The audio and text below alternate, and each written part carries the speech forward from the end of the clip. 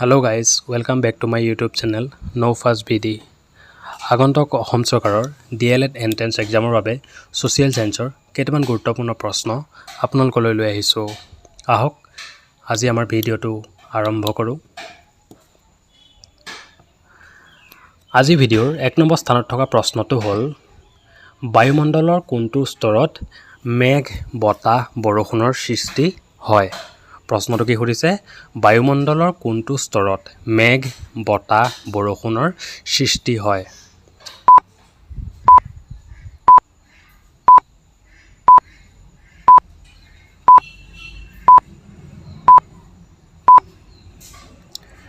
ইয়াৰ শুদ্ধ উত্তৰটো ট্ৰপস্ফিয়াৰ। কি? ট্ৰপস্ফিয়াৰ। প্ৰশ্নটো আছিলে বায়ুমণ্ডলৰ কোনটো স্তৰত মেঘ, বতাহ, বৰষুণৰ সৃষ্টি হয়? ইয়াৰ উত্তৰটো কি হ'ব? ট্ৰপস্ফিয়াৰ। আহক আমি 2 নম্বৰ স্থানত থকা প্ৰশ্নটো চাওঁ। আমাৰ 2 নম্বৰ স্থানত থকা প্ৰশ্নটো হ'ল বায়ুমণ্ডলৰ কোনটো স্তৰে মুঠ 70% বায়ু লয়? প্ৰশ্নটো কি সুধিছে?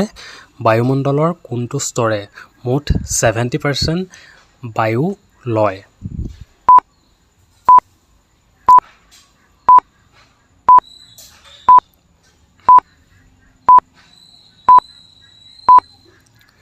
ইয়াৰ শুদ্ধ উত্তৰটো হ'ব ট্ৰপস্ফিয়াৰ। প্ৰশ্নটো বায়ুমণ্ডলৰ কোনটো স্তৰে মুঠ 70% বায়ু লয়? ট্ৰপস্ফিয়াৰে। সকলোৰে মনত থাকিবনে? প্ৰশ্নটো আছিলে বায়ুমণ্ডলৰ কোনটো স্তৰে মুঠ 70% বায়ু লয়? ইয়াৰ উত্তৰটো হ'ব কি? ট্ৰপস্ফিয়াৰ। আহক আমি 3 নম্বৰ প্ৰশ্নটো চাওঁ। আমাৰ 3 নম্বৰ স্থানত থকা প্ৰশ্নটো হ'ল কোনখন মহাদেশৰ মাজেৰে বিষুৱ, মকৰ আৰু কৰ্কট ক্ৰান্তি ৰেখাডাল পাৰ হৈ গৈছে? প্ৰশ্নটো কি সুধিছে? কোনখন মহাদেশৰ মাজেৰে বিষুৱ ৰেখা, মকৰ ৰেখা আৰু কৰ্কট ক্ৰান্তি ৰেখাডাল পাৰ হৈ গৈছে?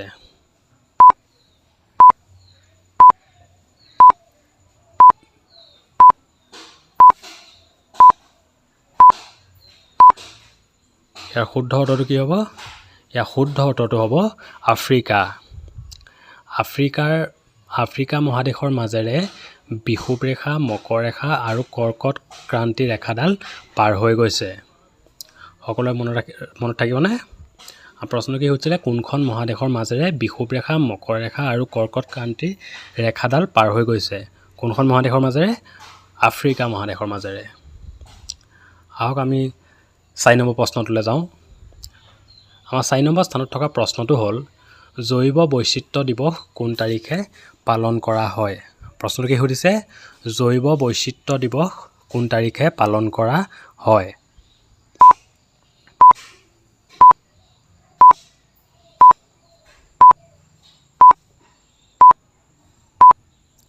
ইয়াৰ শুদ্ধ উত্তৰটো কি হ'ব?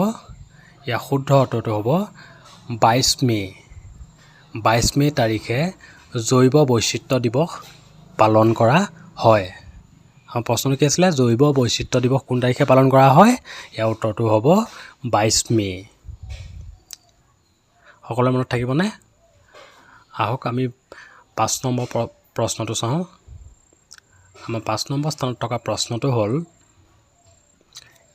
NEDFI কেতিয়া গঠন হৈছিল? প্ৰশ্নটো কি সুধিছে?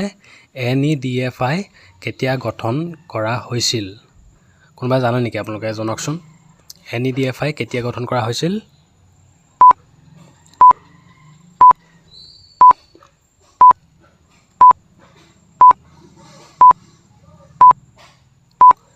ইয়াৰ শুদ্ধ উত্তৰটো হ'ব 1995ৰ 9 আগষ্ট তাৰিখে।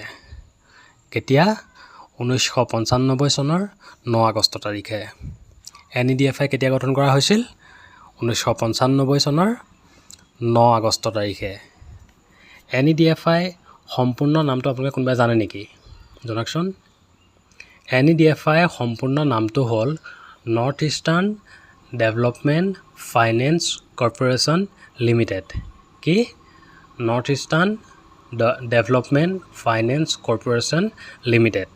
আপোনালোকে মনত ৰাখিব।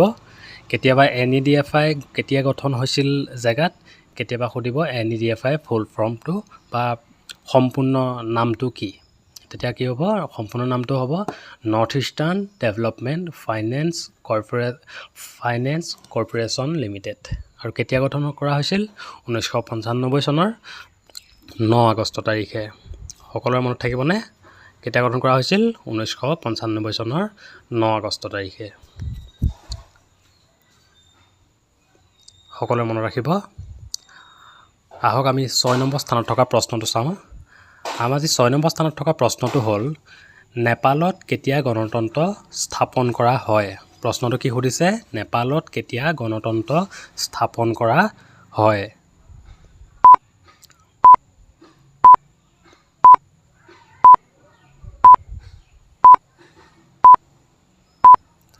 ইয়াৰ শুদ্ধ উত্তৰটো কি হ'ব ইয়াৰ শুদ্ধ উত্তৰটো হ'ব 2008 চনত প্ৰশ্নটো কি সুধিছিলে নেপালত কেতিয়া গণতন্ত্ৰ স্থাপন কৰা হয় ইয়াৰ উত্তৰটো হ'ব 2008 চনত সকলোৰে মনত থাকিবনে এটা সকলোৰে মনত ৰাখিব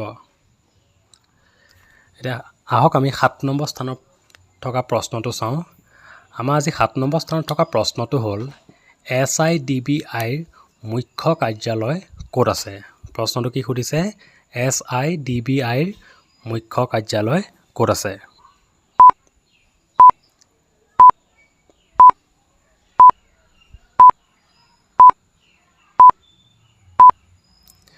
ইয়াৰ শুদ্ধ উত্তৰটো কি হ'ব ইয়াৰ শুদ্ধ উত্তৰটো হ'ব লক্ষ্ণৌ SIDBIৰ মুখ্য কাৰ্যালয় ক'ত আছে লক্ষ্ণৌত আছে সকলো মনত থাকিবনে SIDBIৰ মুখ্য কাৰ্যালয় ক'ত আছে লক্ষ্ণৌত SIDBIৰ সম্পূৰ্ণ নামটো কি কোনোবাই জানে নেকি আমাক জনাওকচোন SIDBIৰ ফুল ফৰ্মটো কি SIDBIৰ ফুল ফৰ্মটো হ'ল small industries development bank of India কি small industries development bank of India সকলো মনত থাকিবনে SIDBIৰ ফুল ফৰ্ম কি small industries development bank of India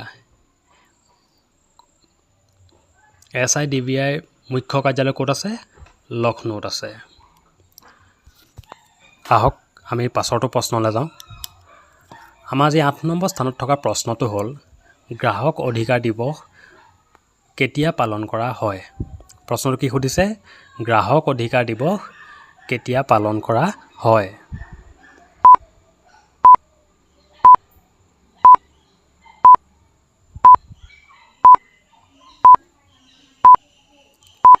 ইয়াৰ শুদ্ধ উত্তৰটো হ'ব কি হ'ব আপোনালোকে কোনোবা জানে নেকি জনাওকচোন আমাক ইয়াৰ শুদ্ধ উত্তৰটো হ'ব 15 মাৰ্চ কেতিয়া 15 মাৰ্চ প্ৰশ্নটো আছিলে গ্ৰাহক অধিকাৰ দিৱস কেতিয়া পালন কৰা হয় উত্তৰটো হ'ব 15 মাৰ্চ সকলো মনত থাকিবনে এইটো প্ৰশ্নটো আছিলে গ্ৰাহক অধিকাৰ দিৱস কেতিয়া পালন কৰা হয় উত্তৰটো হ'ব 15 মাৰ্চ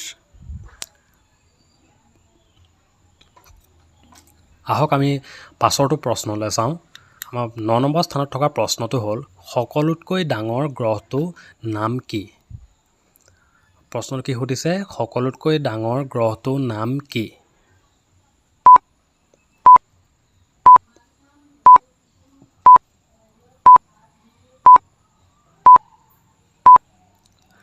ইয়াৰ শুদ্ধ উত্তৰটো কোনোবাই জানে নেকি জনাওকচোন আমাক এইটো আমি সকলোৱে পঢ়ি আহিছোঁ আগতে সকলোতকৈ ডাঙৰ গ্ৰহটোৰ নাম কি বাৰু আমি যেতিয়া ক্লাছ 6, 7, 8ত আছিলোঁ তেতিয়া সৌৰজগতৰ বিষয়ে জানিছিলোঁ তেতিয়া আমি এইটো পঢ়ি আহিছোঁ সকলোতকৈ ডাঙৰ গ্ৰহটোৰ নাম কি সকলোতকৈ ডাঙৰ গ্ৰহটোৰ নাম হ'ল বৃহস্পতি কি সকলোতকৈ ডাঙৰ গ্ৰহটোৰ নাম কি বৃহস্পতি সকলোৱে মনত ৰাখিব এইটো DLEDত আচলতে বহুত টান প্ৰশ্ন নিদিয়ে বহুত সহজ প্ৰশ্নও দিয়ে সেহেতু আপোনালোকে বৰ বেছি টান প্ৰশ্নবিলাকত ইমানো গুৰুত্ব নিদিব অলপ সহজ টাইপৰ প্ৰশ্নবিলাক চাব কাৰণ DLED এক্সামটো ইমানো টাফ নহয় আপোনালোকে এইটো মন কৰিব আগৰ আপোনালোকে প্ৰিভিয়াছ ইয়াৰৰ প্ৰশ্ন পেপাৰবিলাক চাব তেতিয়া আপোনালোকে বুজি পাব ইমানো টাফ নহয় আমি লৈ আহিম বাৰু আপোনালোকৰ মাজলৈ প্ৰিভিয়াছ ইয়াৰৰ প্ৰশ্ন পেপাৰ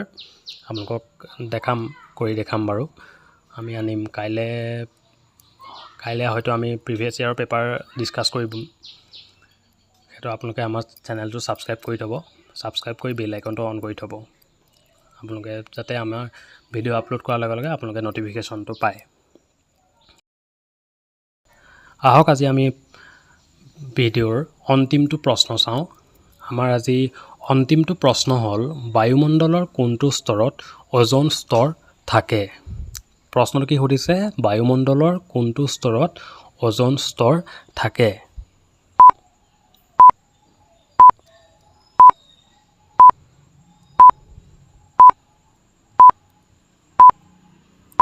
ইয়াৰ শুদ্ধ উত্তৰটো কি হ'ব বাৰু আপোনালোকে কোনোবাই জানে নেকি জনাওকচোন ইয়াৰ আমাৰ শুদ্ধ উত্তৰটো হ'ব ষ্টেটছফিয়াৰ শুদ্ধ উত্তৰটো কি ষ্টেটছফিয়াৰ প্ৰশ্নটো কি সুধিছিলে বায়ুমণ্ডলৰ কোনটো স্তৰত অজন স্তৰ থাকে ইয়াৰ শুদ্ধ উত্তৰটো হ'ব ষ্টেটছফিয়াৰ কি ষ্টেটছফিয়াৰ ধন্যবাদ আপোনালোকে যদি আমাৰ ভিডিঅ'টো চাই ভাল পালে আমাক লাইক কমেণ্ট কৰি জনাবলৈ নাপাহৰিব আৰু লগতে আপোনাৰ বন্ধুবৰ্গৰ মাজতো আমাৰ ভিডিঅ'টো শ্বেয়াৰ কৰি দিব ধন্যবাদ আগলৈ এনেকুৱা ধৰণৰ প্ৰয়োজনীয় ভিডিঅ'সমূহ পাই থাকিবৰ বাবে আমাৰ চেনেলটো please like comment share and subscribe কৰি বেল আইকনটো অন কৰি থৈ যাব ধন্যবাদ আজিলৈ বাই বাই গুড নাইট